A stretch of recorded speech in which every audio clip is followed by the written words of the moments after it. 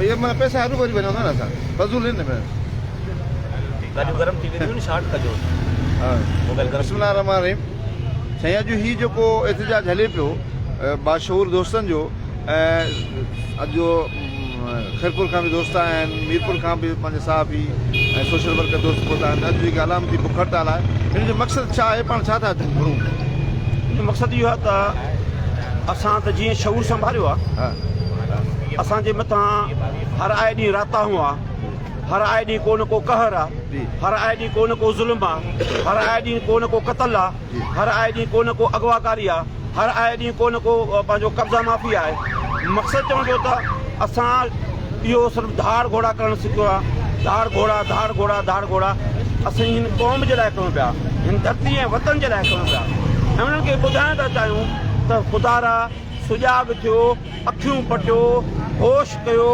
थोरो पंहिंजनि बचनि जे लाइ पंहिंजे ईंदड़ मुस्तक़बिल जे लाइ कुझु थोरो गौर कयो जेकॾहिं तव्हां उथंदा वे न सुजाॻ न थींदा वे त अॼु प्रिया कुमारी सुभाणे ॿिए कंहिंजी न्याणी अॼु जेको आहे पंहिंजो असांजो उस्ताद लाखे जो जेको क़तल सुभाणे ॿिए उस्ताद जो क़तल टे उस्ताद जो क़तल अॼु हितां जेको आहे हिकिड़ो अॻुवा न कई अॻुवा थियल आहिनि कच्छ जे अंदरि उन्हनि खे प्रमोट केर थो करे पियो सभिनी खे ख़बर आहे सभिनी खे ॼाण आहे त हीअ धाड़ियल कंहिं पालिया आहिनि हीअ धाड़ियल कंहिंजा माण्हू आहिनि तंहिंजे करे हाणे तव्हां असां जेका हीअ अवाम आहे हीअ तव्हां जेका मज़लूम माण्हू आहियो जेकॾहिं हक़ जे आवाज़ बुलंद करण जे लाइ तव्हां न उथंदो त तव्हां ईअं तव्हांजी जेका ख़ामोशी आहे तव्हां बि उन ज़ालिम जा साथारी आहियो ऐं तव्हां बि पोइ उन्हनि जा साथारी लिखिबो तंहिंजे करे उथो सुजाॻ थियो अॼु ईद जे 3 ॾींहं ते बि हीअ जेका बुख हड़ताली कैंप घोटकी प्रेस क्लब जे ॿाहिरां लॻल आहे मुंहिंजो मक़सदु ऐं मतिलबु इहो आहे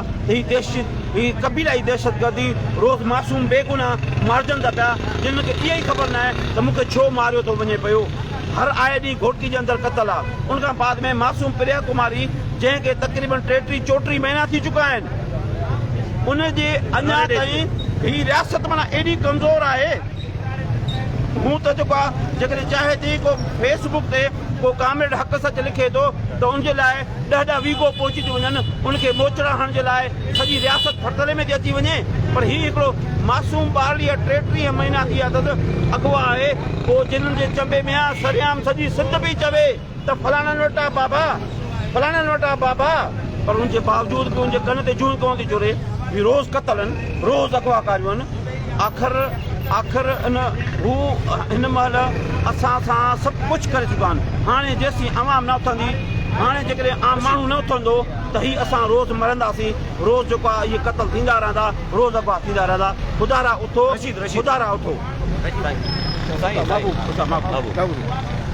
बाबू साईं पाण कबीलाई माण्हू आहियूं रोज़ आए ॾींहुं घोटा भेरी सामंत सुधराणी लखण अब्बासी ऐं पंहिंजो कमो शहीद पासे कबीलाई जहिड़ा कल्ह असांजो हिकिड़ो बेॾो बेगुनाह भेरी मारिजी वञे या घोटो मारिजी वञे तव्हां छा चवंदो हीअ कबीलाई दहशतगर्दी जो ख़ात्मो केरु आणिजो असुल मेन सबबु आहे सिंध जी ख़ुशहाली जी ही कबीलाई जहिड़ा जेके इन ते रियासत जी नाकामी आहे जी इन करे जेको आहे त हिननि उहो सिंध जेको दर्दनि जो देश हिननि बणाए छॾियो आहे हुनजो मक़सदु ई इहो आहे त सिंध जा वसीला लुटियूं फुरियूं कीअं दुनिया में ईअं थींदो रहंदो आहे चाइना जहिड़ी क़ौम जेको अॼु दुनिया में टॉप ते बीठी आहे उन क़ौम खे हिननि आफ़ीमी बणाए छॾियो अॼु चाइना दुनिया में टॉप ते आहे असां मञूं था सिंध ते ॾुखियो वक़्तु आहे अहिड़ी ॻाल्हि कोन्हे त सिंध जा हिलाली पुट अॼु बि हज़ारे आहिनि सिंध ते सिर ॾियण वारा आहिनि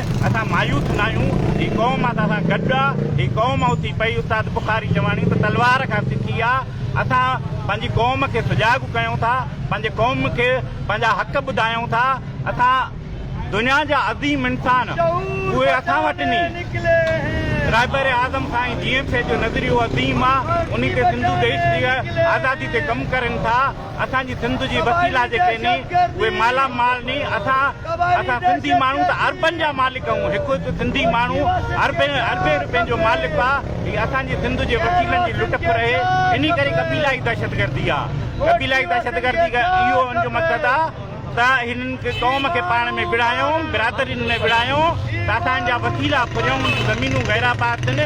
हिनजा ईंदड़ नसिल जेको आहे, हिनजा जेके ॿार आहिनि नंढा मासूम आहिनि उहे स्कूल खां फारिग रहनि, इहे तालीम खां महरूम रहनि, इहे पंहिंजे वसीलनि खां महरूम रहनि।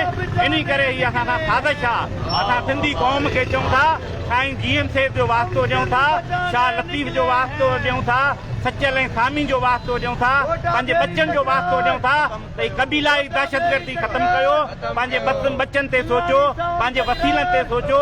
तव्हां दुनिया जी अमीर तरीन क़ौम हो, इहा दुनिया साबित करे थी त सिंधी क़ौम दुनिया जी अमीर तरीन क़ौम आहे। असां सां साज़िश आहे, असां सां प्लानिंग आहे हिन रियासत जी।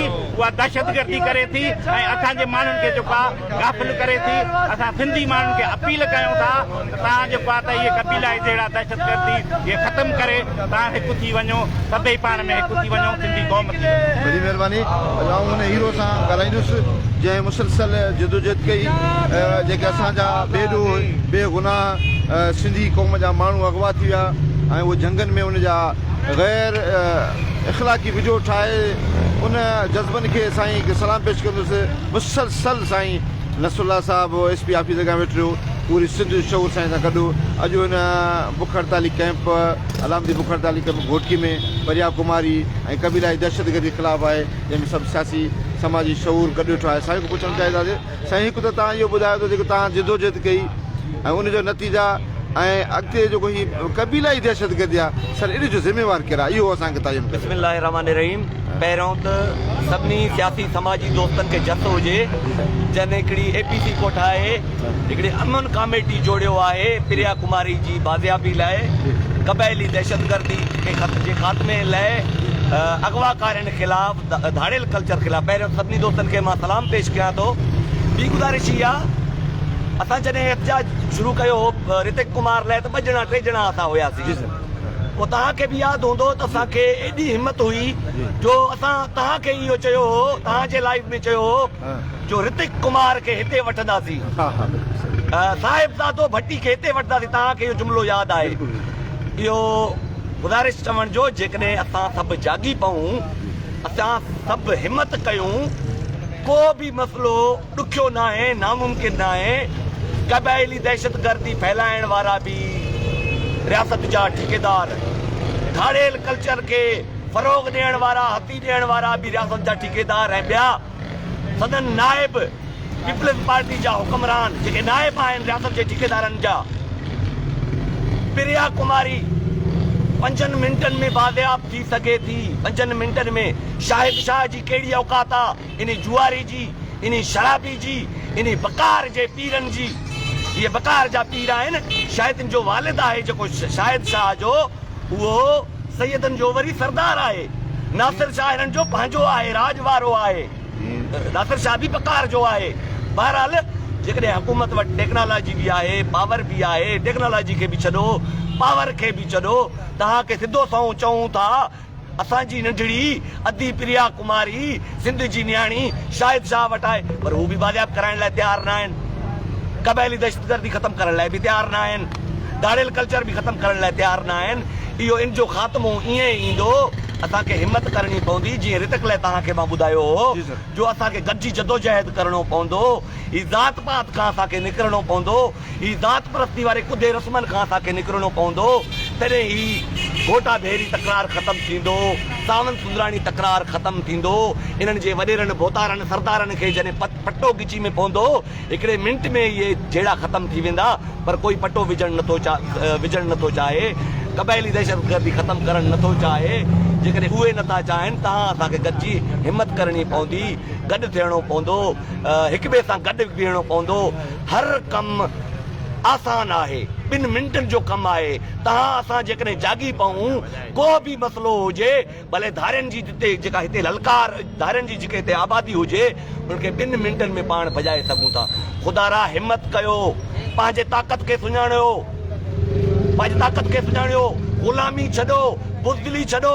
हिकु ॾींहुं मरणो आहे, पोइ छो न गैरत सां मरूं, छो न पंहिंजनि लाइ जदोजहद कंदे मरूं। ख़ुदा जागो, महिरबानी। हिकिड़ो आउं ॿियो तव्हांखे सुवालु कंदुसि त घोटकी मल्टीनेशनल इदारनि जो हिकिड़ो गढ़ आहे, 12 मल्टीनेशनल इदारा आहिनि जंहिंमें 46,000 ॿाहिरियां माण्हू कमु कंदा आहिनि। सिंधी माण्हू खे मां माज़र सां माफ़ी सफ़ाई वारा बि न रखंदा आहिनि। तव्हां छा चवंदो हिन लाइ?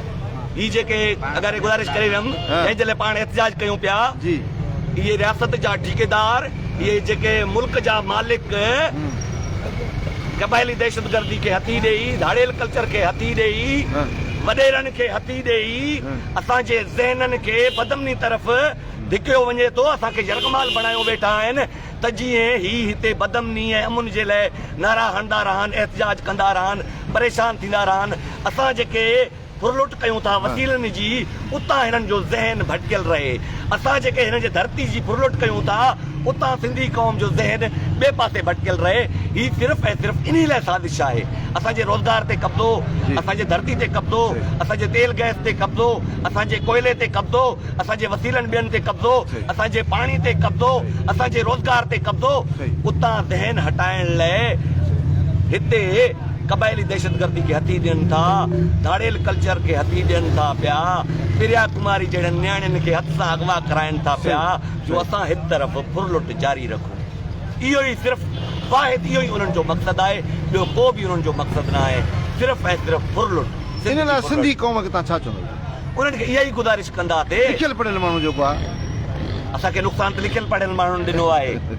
आला उहिदनि ते वञी करे ॿिनि शहरनि में महदूद थी वञी वेही रहंदा आहिनि, पंहिंजी क़ौम खे छॾे ॾींदा आहिनि, पंहिंजे ॻोठ खे छॾे ॾींदा आहिनि, पंहिंजे शहरनि खे छॾे ॾींदा आहिनि, पंहिंजी पेट परस्ती करनि था पिया।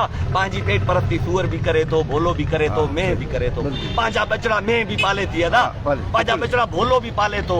खुदारा पढ़ियल लिखियल नौजवानो, पढ़ियल लिखियल ऑफिसरो, जानवरनि वारो किरदार अदा न कयो। तव्हांजे आवाज़ में तासीर आहे, तव्हांजे आवाज़ में दम आहे। उथो, असांजी क़यादत कयो, असांजी अॻुवाणी कयो। अचो सिंध खे धारियनि खां आज़ादी ॾियारियूं। अचो उथो, जेका फुरलुट आहे उहा ख़तमु कयूं। अचो उथो, पंहिंजे सिंध जी मालिकी कयूं। उथो अचो, लीड कयो, लीड कयो, पंहिंजे वसीलनि जी मुकमल मालिकी हासिल कयूं।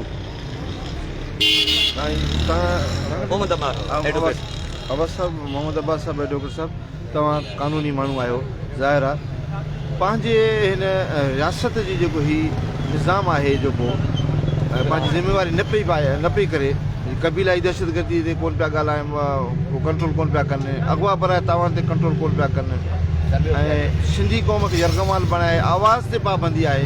जीअं नसरुल्ला साहिब जो न, त आवाज़ ते बि असांजी पाबंदी आहे। तव्हां छा चवंदो? साईं वॾी महिरबानी। दुनिया जे नक्शे ते हिकिड़ो मुल्क आहे जंहिंजो नालो पाकिस्तान आहे। जी सर। हिकिड़ो मुल्क जंहिंमें उठ किताबुनि जा आहिनि, मुख़्तलिफ़ एक्ट्स आहिनि, कॉन्स्टिट्यूशन, QSO, फलां टी ॿियो टियों, जंहिंमें सिविलियंस जी हुकूमत नज़र नथी अचे।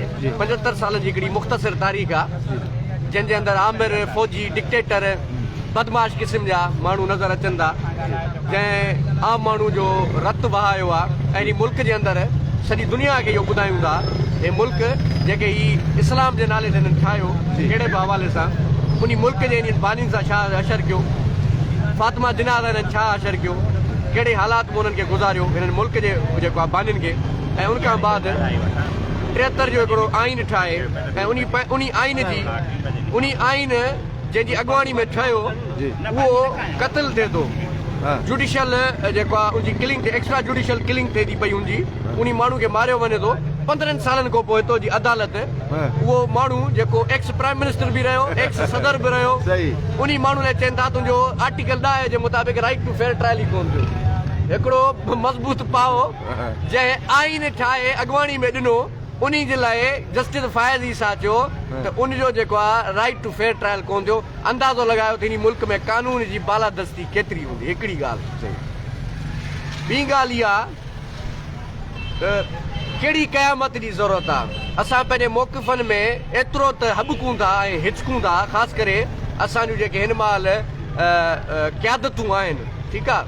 पीपुल्स पार्टी त हिननि जी ठाहियल आहे, करप्ट रूलिंग हिकिड़ी ठग क़िस्म जी पार्टी आहे, ठीकु आहे, हुन ते त ॻाल्हायां ई कोन थो।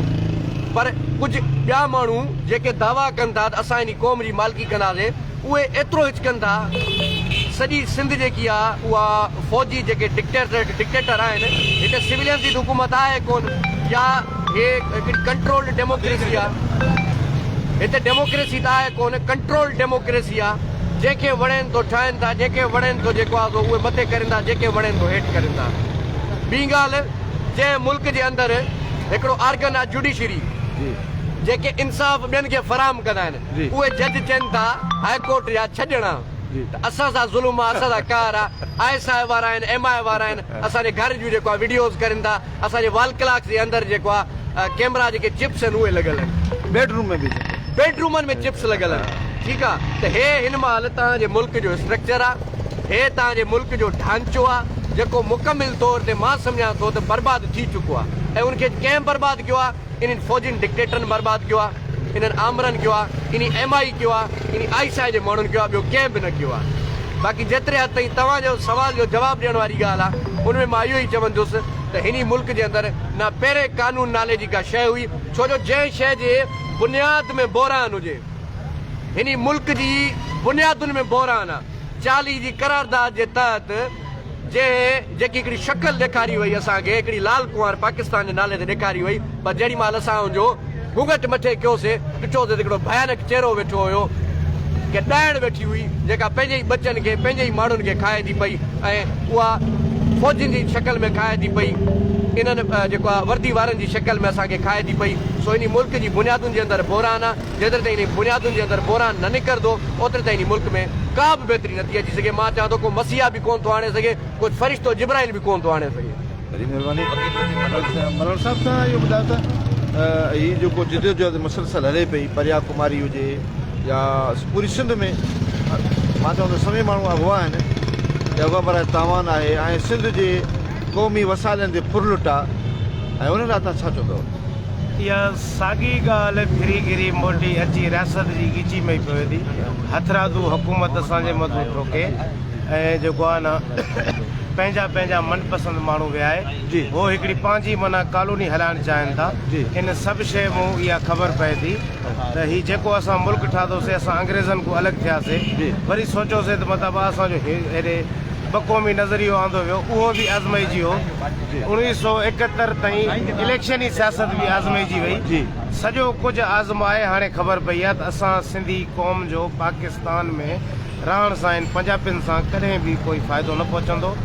असांखे पंहिंजी सिंधु देश जी आज़ादी जी जदोजहद करणु खपे सॼी क़ौम खे, ऐं उन में ई असांजा सॼो इहो जेको आहे न अमुन जी बहाली थी सघे थी।